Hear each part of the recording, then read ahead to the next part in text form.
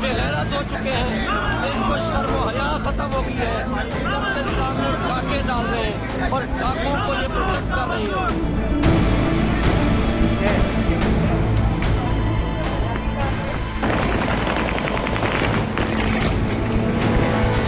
मैं पाकिस्तान आर्मी से हूँ, मेरे घर में छापे लगते रहे।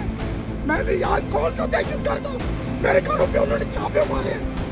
यार इस तरह नहीं होता है।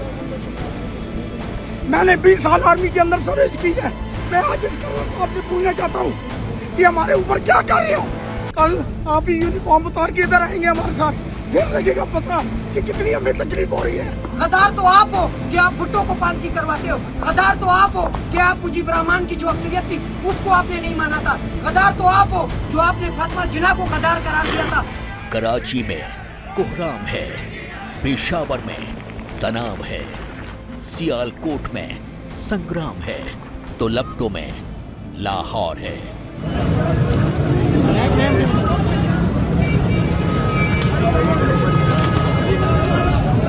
पाकिस्तान का सबसे लेटेस्ट सूरत हाल यही है।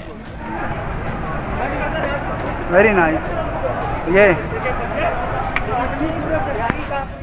ये सब इसलिए है क्योंकि पाकिस्तान में वोटिंग खत्म होने के 70 घंटे बाद भी ये तय नहीं हो पाया है कि पाकिस्तान का अगला वजीर आजम कौन होगा।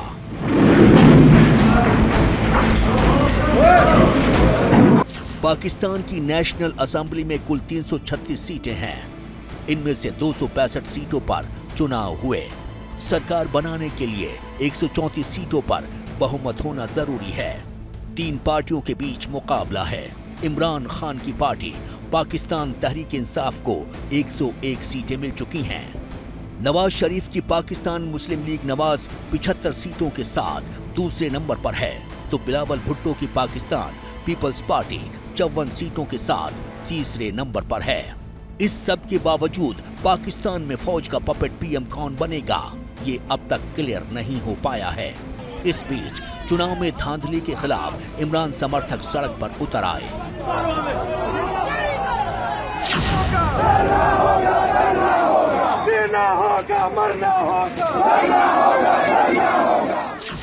कराची के सोसाइटी से लेकर लाहौर के चौक तक, पेशावर के मोहल्लों से लेकर इस्लामाबाद के टीवी चैनलों के स्टूडियो तक में पाकिस्तान की बर्बादी का मरसिया इसी तरह बढ़ा जा रहा है।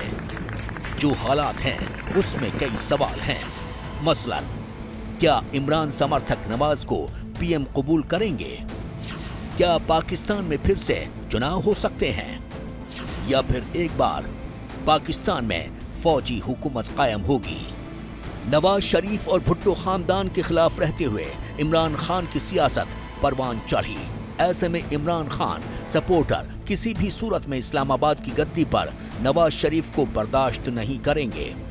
तो दूसरी तरफ पाकिस्तान की फौज इस्लामाबाद में बैसाखियों पर खड़ी हुकूमत चाहती है, जिसे वो आसानी से अपने इशारे पर नचा सके। लेकिन सवाल ये है कि ये कैसे होगा?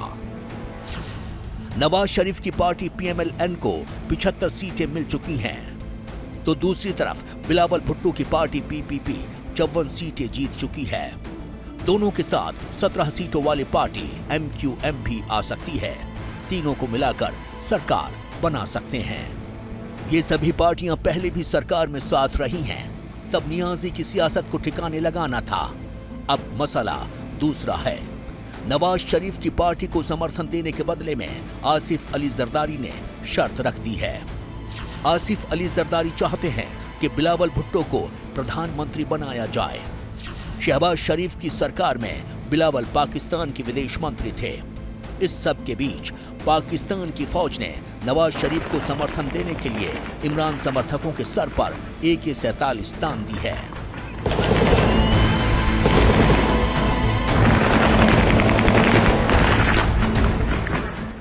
यूं तो पाकिस्तान के मामले में लोकतंत्र की बात बेमानी है। जमहूरियत को तो जिन्ना के मुल्क के सियासी वारिसों ने 47 में ही खूंटी पर टांग दिया था। लेकिन दिखावे के लिए ही सही पाकिस्तान में भी चुनाव करवाए गए। लेकिन इन चुनावों पर पाकिस्तानियों को कितना भरोसा है, पाकिस्तानियों से ही सुनिए। इलेक्शन के जो रिजल्ट सामने आए हैं या जो इलेक्शन हुआ है उससे मुतमिन आप? अल्हम्दुलिल्लाह भाई मुतमिन तो होना ही है, ठीक है, क्योंकि पिसना तो आप नहीं चाहते। मुतमिन है। शेर के साथ बहुत ज्यादती हो रही है। हाँ जी, बहुत ज्यादा मुतमिन है आप या नहीं? नहीं है। इलेक्शन के जो रिजल्ट हैं या इलेक्शन जो भी हुआ है उनसे आप मुतमिन हैं या नहीं? बिल्कुल भी नहीं। जो इलेक्शन के रिजल्ट सामने आए ने उनसे तो मुतमन हो नहीं।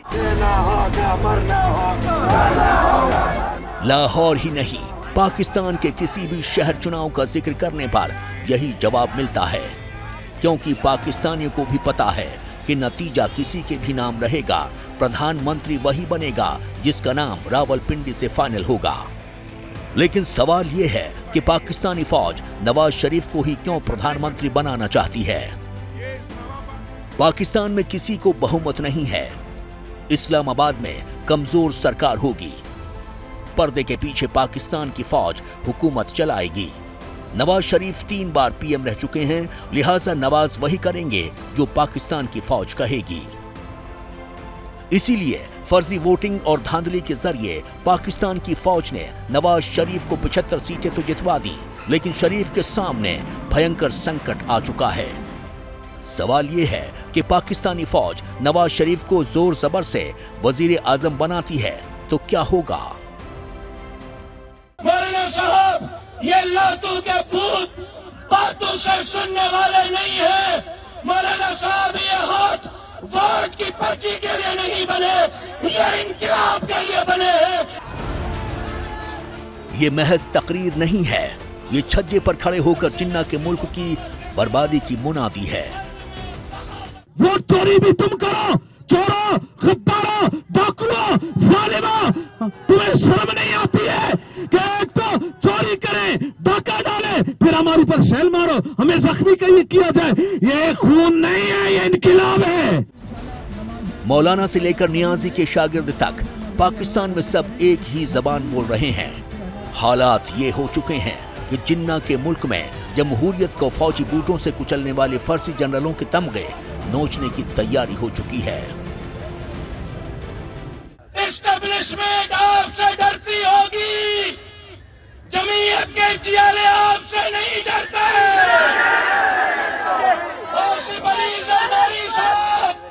एस्टेब्लिशमेंट आपकी गुलामी करती होगी, हम गुलाम नहीं, हमारी माँ ने हमें आजाद चला है, हम तुम्हारी गुलामी से इनकार करते हैं।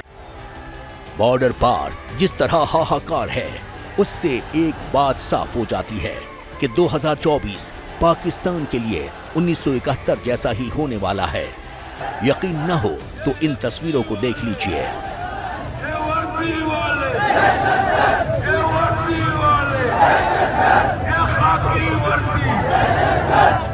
ये आवाज यूं ही बुलंद नहीं हुई है। वजूद में आने के बाद से ही पाकिस्तान की हुकूमत को रावलपिंडी के लालची जनरल अपनी जागीर समझते आए हैं। जब चाहा, जिसे चाहा, सत्ता पर बैठा दिया। लेकिन अब पाकिस्तान की फौज के पाप की गठरी खुल चुकी है। जिंदगी पाक फौज जिंदाबाद का नारा लगाया। मेरे बाप, एक मिनट मेरी बात सुनिए। कल आप पीछे रहो, आप सारे लोगों के दिलों से खौफ निकल गया है। लोगों के दिल से बिल्कुल खौफ निकल गया है। लोग इसीलिए आज यहाँ पे सब पूरी आवाम जमा है, ताकि वो अपने, उन लोगों ने ऑलरेडी अपने वोट से जो है जवाब दे दिया है। अब वो साबित करके रहेंगे और हम अपना वोट वापस छीन के रहेंगे। जो हमारा हक है हम उसे वापस लेके रहेंगे। अब हमें किसी का डर खौफ नहीं है। पड़ोस के मुल्क में 3 दिन से ऐसा ही तमाशा हो रहा है। इमरान खान के लिए पाकिस्तानियों ने खुद का घर फूंकने से भी गुरेज नहीं किया। खुदकुश आतंकी बनाने वाला पूरा पाकिस्तान खुदकुशी करने पर आमादा हो चुका है। लाहौर वाला कराची वाले का सर फोड़ रहा था तो रावलपिंडी वाले के सर पर मुल्तान वाले ने बंदूक तान रखी है। जो है ना, दोनों भाई, आप ही और आप ही, तो हम लोग यहाँ पे, यानी हम लोग, मैं, आप, ये आपस में लड़ रहे हैं कि भाई नून लीग पीटीआई, नून लीग पीटीआई। इधर मजाक किसका बन रहा पूरी दुनिया में? पाकिस्तान का मजाक नहीं बन रहा। मुल्क का सर वो तो ठीक है आपकी बात, वो बात, लेकिन जब वोट ही सारा इमरान खान का है। अच्छा सर, इनसे बात करें, मेरे से नहीं, लड़ाई इमरान खान जिंदाबाद। चुनाव के बाद से ही पाकिस्तान में हिंसा का दौर जारी है।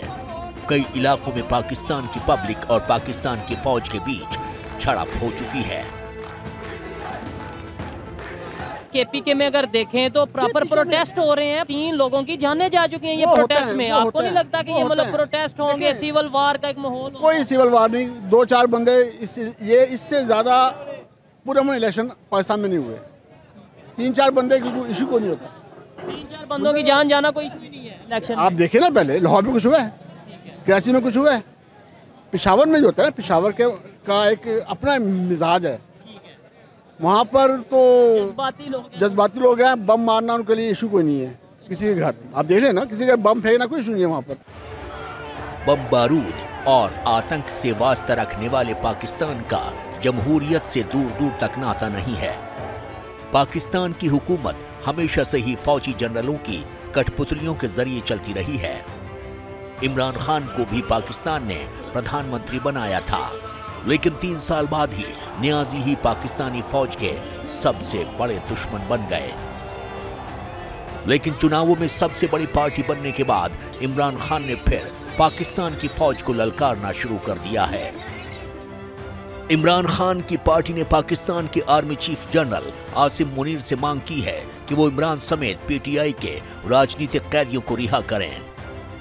सवाल ये है कि क्या पाकिस्तान की फौज ऐसा करेगी?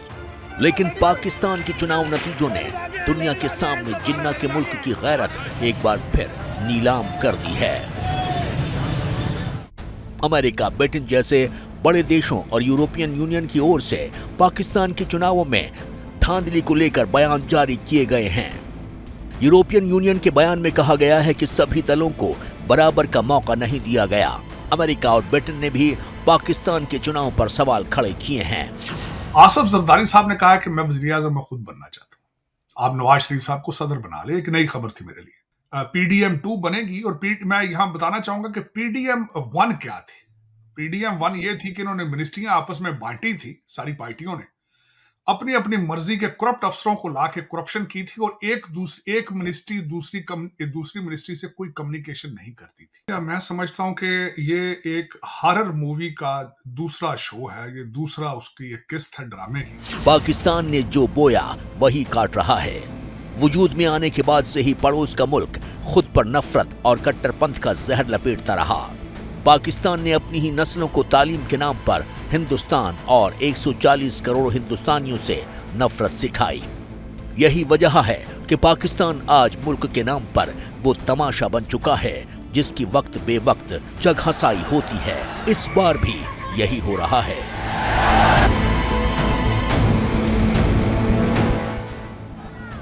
Bureau report, ABP news.